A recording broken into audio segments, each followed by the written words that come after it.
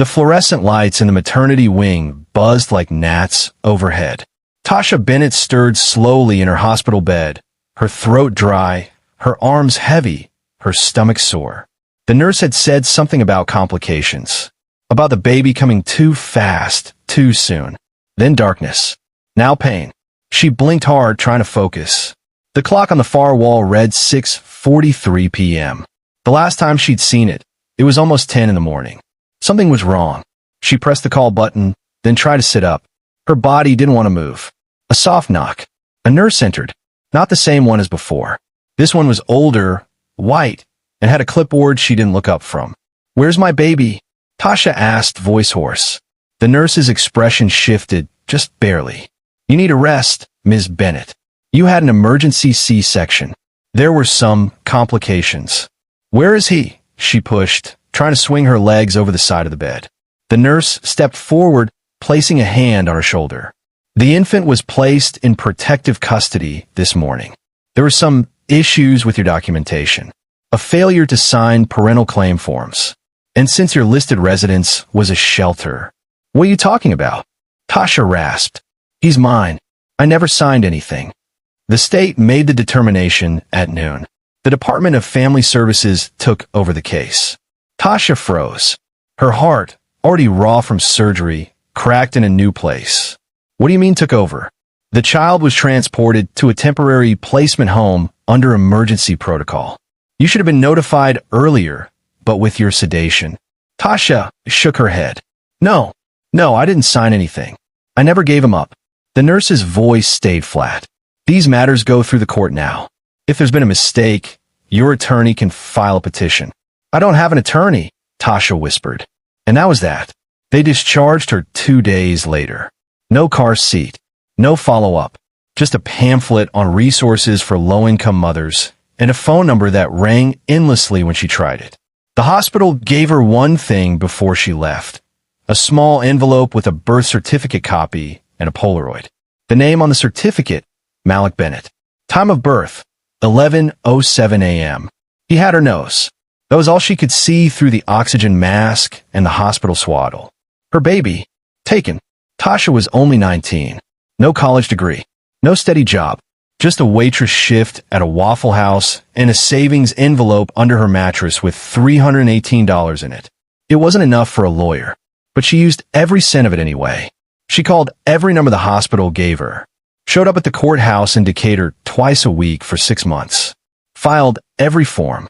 Sat in waiting rooms for hours with documents in plastic sleeves and hope wearing thin. At one point, she tracked down a volunteer advocate named Miss Clarice who helped her file an emergency custody appeal. But the hearing was pushed, then canceled, then denied. "They said you didn't follow through," Clarice told her gently. "They said you didn't show up." "I did," Tasha said. "I believe you," Clarice whispered. "But this system doesn't." After 18 months, the paper trail dried up. The file was marked closed. Malik had been adopted, they said. The records were sealed. Tasha screamed into her pillow that night until her throat gave out. Years passed. She didn't marry. Couldn't. Every man who tried to love her found something unreachable inside her. She never had another child. Couldn't bear the thought. She moved apartments. Changed jobs. But never cities. Never left Georgia. What if he was still here? She kept the Polaroid in a box, along with the birth certificate. She memorized the time of birth, the length, the weight. 7 pounds, 6 ounces. She'd recite it like a prayer. Every birthday, she bought a small cake and sat in silence. Sometimes she lit a candle. Sometimes she didn't. By the time she turned 41, the box had started to yellow. The ink on the certificate faded, but she still read it once a month. Malik, her son, gone, but not forgotten. The office lobby was always too cold. Tasha kept a space heater under the front desk, hidden behind a paper recycling bin and a potted fern no one had watered since August. She never turned it too high, just enough to keep her knees from locking up during long mornings answering phones and managing deliveries for the Midtown Tech Equity Foundation, a nonprofit that helped underserved kids get laptops, grants, coding classes, all the things Tasha never had at their age. It wasn't a bad job. She'd been there almost 3 years, working her way up from temp to full-time receptionist. The team was friendly, if a bit overworked, and the foundation had just landed a big donor deal, which meant new leadership was coming in. The email about the new executive director went out on a Wednesday morning. It had no photo, just a name, Malik Jordan Carter. Tasha's hand stopped on the mouse. Malik. She stared at the screen for a long time, breath thinning. It wasn't that rare a name. Carter, either. Jordan was just a middle name, maybe a coincidence. But something in her chest rattled, old dust shifting in a box that had never truly closed. She closed the email without reading the rest. When he walked in 3 days later, it wasn't anything dramatic. No movie moment. Just a tall, clean-cut man in a tailored navy suit, smooth brown skin, and a voice that filled the room even when he said little. He nodded to her with a small smile. Morning. Tasha smiled back automatically. Good morning, sir. Sir. It rolled out of her too fast. He walked past her to the elevators. She sat frozen for almost a minute, then picked up the phone just to hold something in her hand. That first week, she saw him maybe twice. He was always in meetings or out touring new satellite offices. When she did catch a glimpse, she couldn't help but watch him longer than she meant to. The way he stood, the way he spoke to people, always clear, always polite, but with a weight in his shoulders like something unseen was always pressing on him. On the second Monday, she brought pastries to the boardroom before the morning review. As she bent to place the coffee carafe, she saw it. A small, faint mark on the inside of his right wrist, just below the watch strap. It looked like a birthmark, like a faded, imperfect heart. She almost dropped the tray. Her son had been born with a mark just like that. She remembered the nurse pointing it out while he was still in the incubator. Look at that, she'd said, laughing. That's a lucky baby. He already has a heart on his skin. Tasha backed out of the boardroom and stood in the hallway for a full 2 minutes, her hands shaking. That afternoon, she requested a new administrative role through HR. I'd love to support the executive team more directly, she said, keeping her tone light. I know the new director will need help adjusting. 2 days later, her request was approved. She became the executive coordinator, which meant she now worked directly under him. Malik Jordan Carter was efficient, composed, and never cruel, but he wasn't warm. He answered her questions quickly, kept his desk spotless, and rarely looked at her long enough to notice she was always watching. She memorized the rhythm of his schedule, the way he preferred his tea over coffee, how he tapped the corner of papers twice before filing them away. It wasn't obsession. It was survival, trying to make sense of something that shouldn't be possible. She went home and opened the box. The Polaroid, the birth certificate, Malik Bennett, born the same month, same weight, same mark on the wrist. She didn't say anything. Not yet. It would be reckless. Insane. But she started to dig, quietly, carefully. She looked at public court filings. Adoption records were sealed, but newspaper archives had announcements. One name came up, a white couple, donors to a private adoption agency, with ties to the very hospital where she had given birth.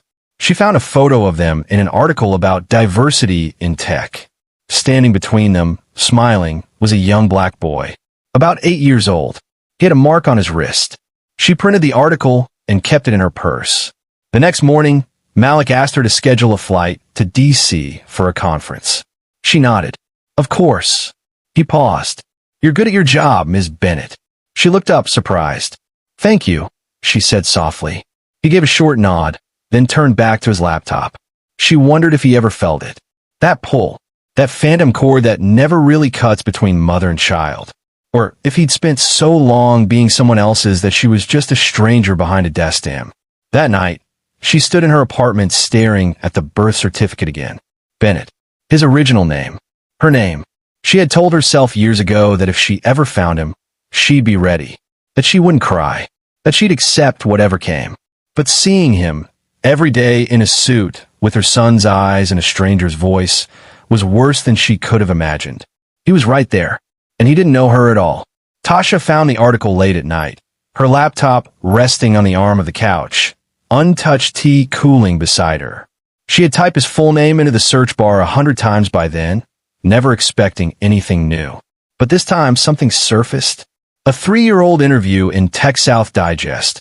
A spotlight on emerging black leaders in nonprofit tech. The headline read, "Meet Malik, building bridges through code and community."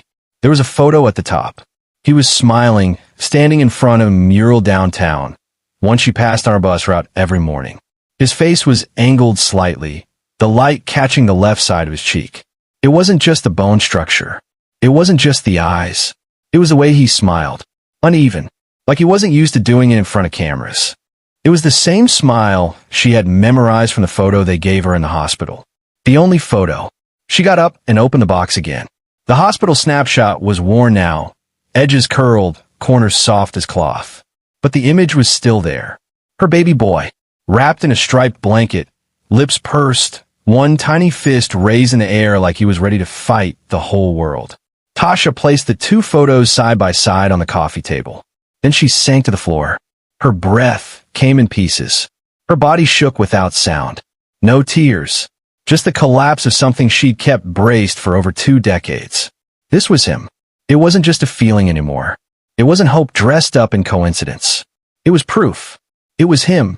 When she finally got up, her knees were stiff. Her hands trembled as she pulled out her phone and scrolled through her contacts. Her old coworker, Lorna, answered on the 3rd ring. "Girl, it's late," Lorna said. "You all right?" "I need a name," Tasha said quietly. "That lawyer you told me about. The one who handles old adoption stuff." There was a pause. "You serious?" "I wouldn't be calling if I wasn't." Lorna gave her the number. The next morning, Tasha took her break earlier than usual and sat in the small corner cafe 2 blocks from the office. She called the lawyer from a booth near the window. Her name was Monique Rains. She sounded young, maybe early 40s, but sharp. No small talk, just listening. Tasha told her everything. The birth, the hospital, the forms she never signed, the way her son had disappeared into a system that never called her back. When she mentioned Malik, there was a long silence. "You're telling me he's your son," Monique said finally, "and he works in the same building as you?" Tasha's voice cracked. "He's my boss." Monique let out a low whistle. "That's rare. I don't want custody. I'm not trying to ruin his life. I just want to know for sure. And if it's him, I want him to know the truth." "You'll need confirmation," Monique said. "You willing to go that far?" "Yes." She sounded cautious, but not dismissive. "I've had one case like this before. The system doesn't reopen adoptions after this long, especially without a paper trail. But DNA? That we can work with. How? We need a sample, ideally from him. Something with saliva or skin cells." Tasha thought for a moment. Then she remembered the glass. Malik always drank from the same mug in the break room. Black ceramic, white text on the side that said "less talk, more code."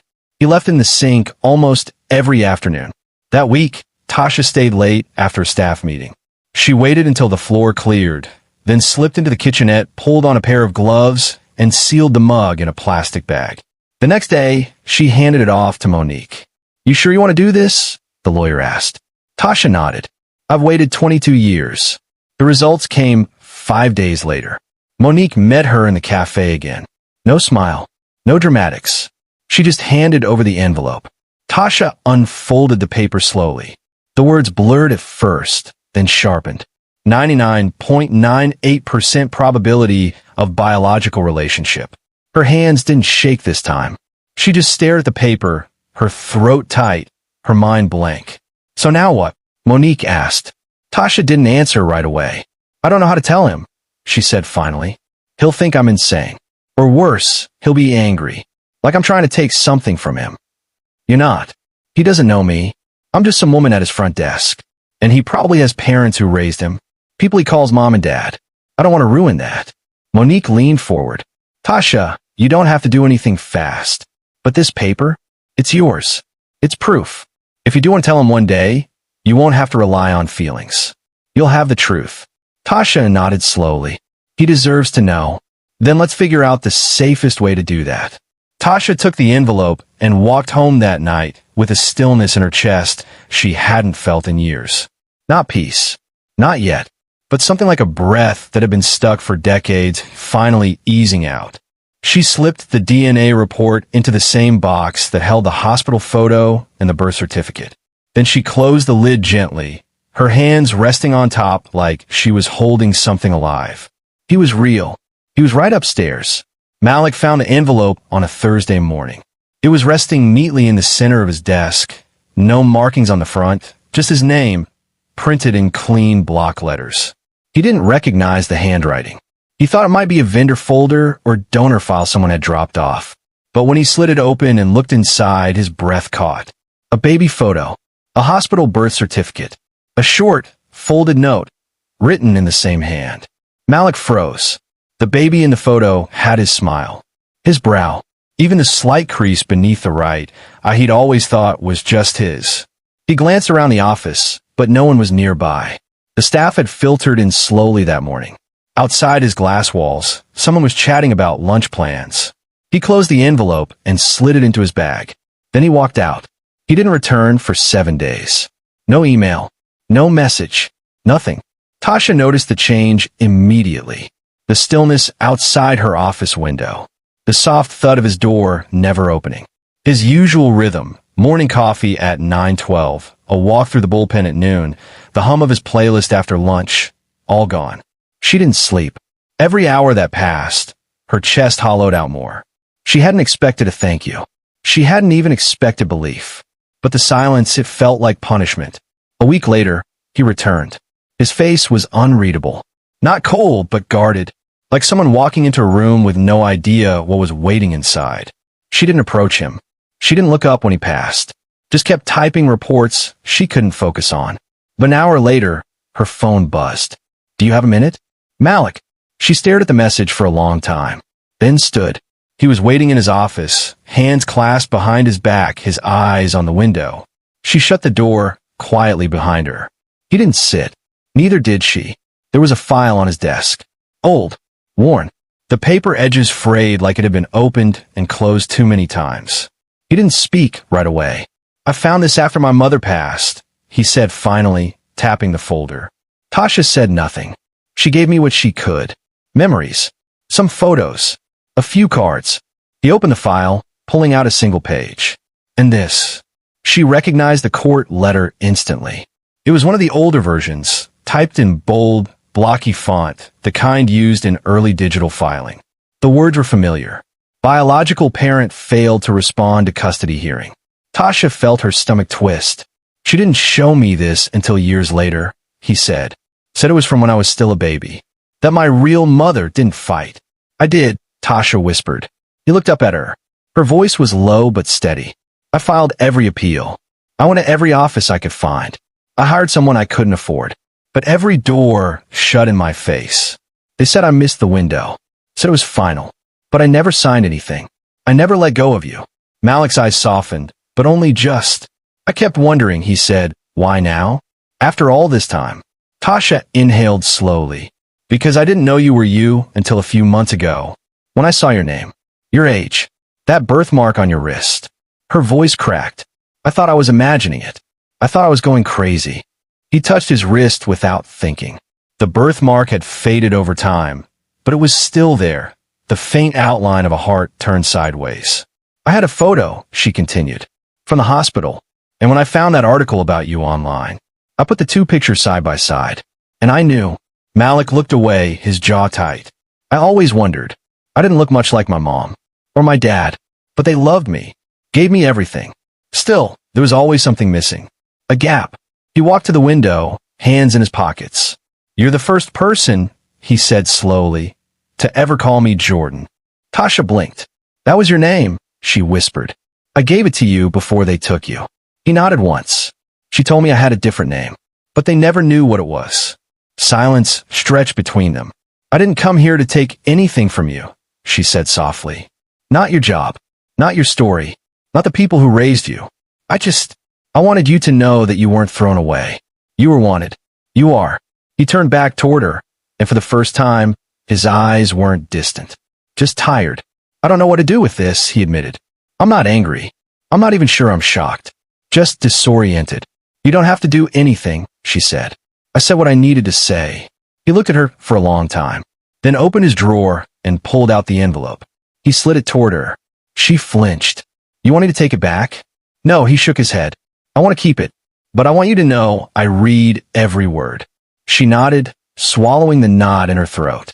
And the photo, he added. That's the first time I've ever seen myself as a baby. Thank you. Tasha almost lost it then, but she held it in. I'm here, she said, if you ever want to talk. Or not. Either way.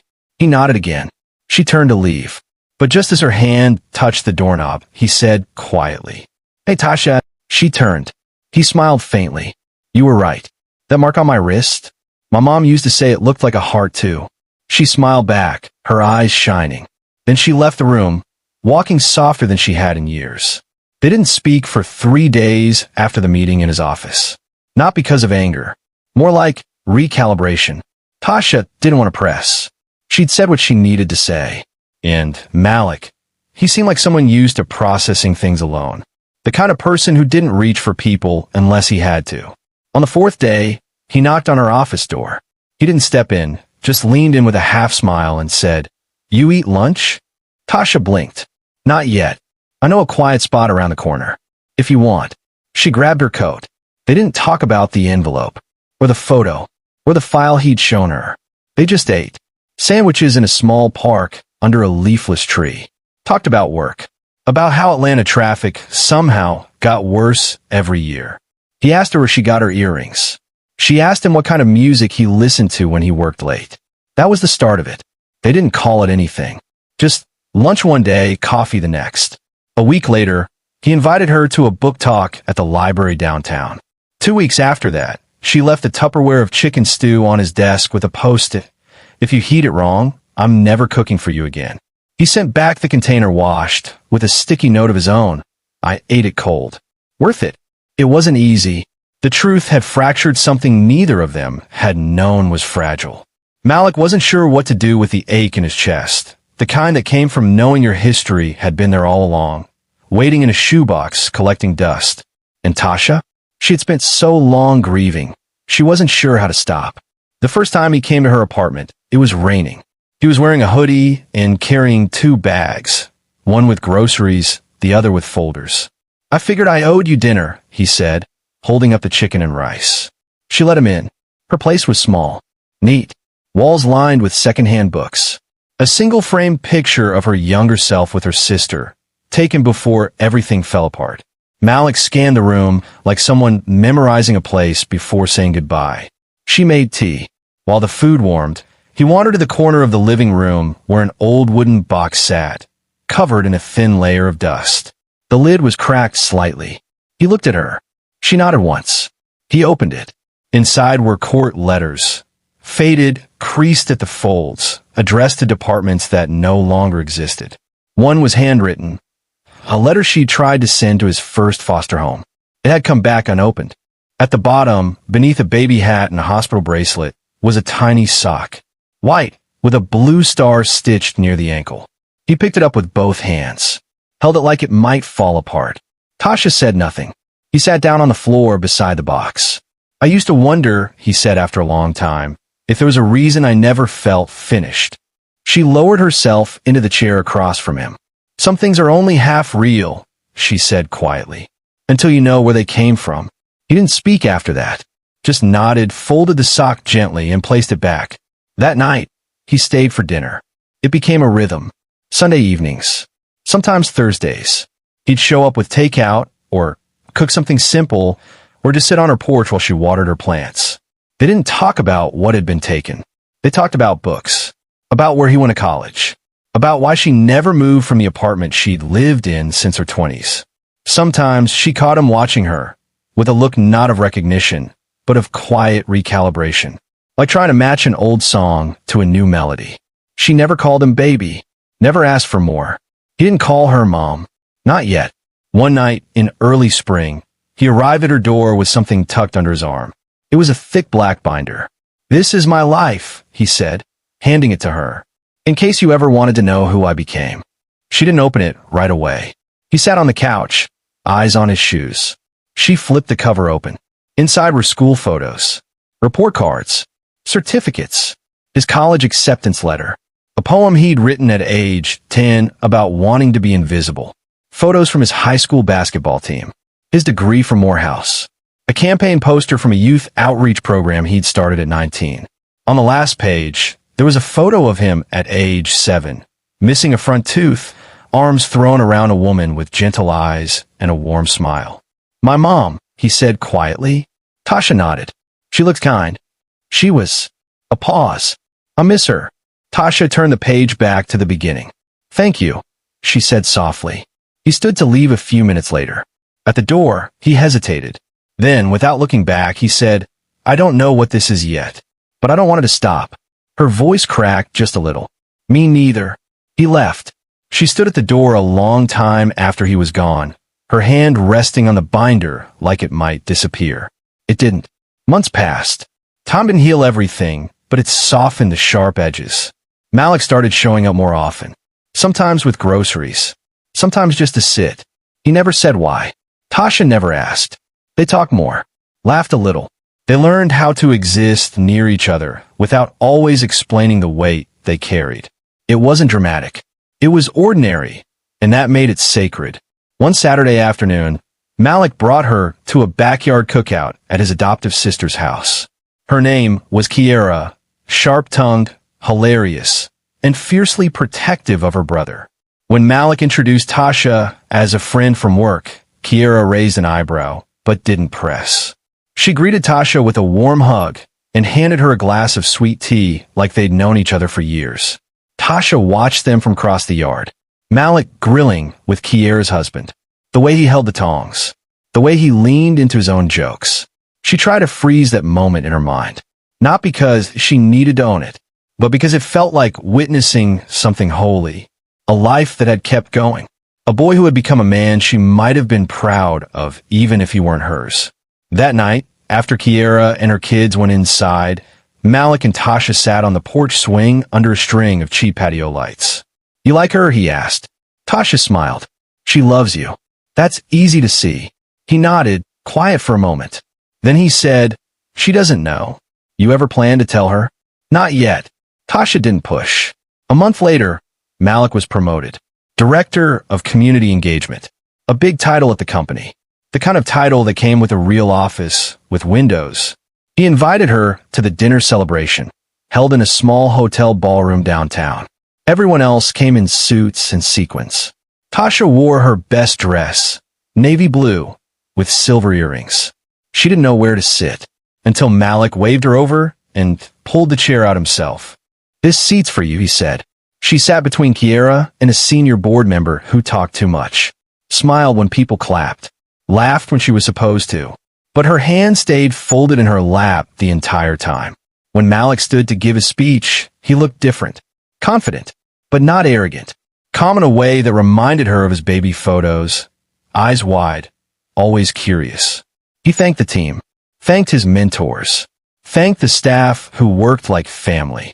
Then, just as everyone expected him to wrap up, he paused. "There are 2 women," he said, voice low but steady, "who shaped the man I am today.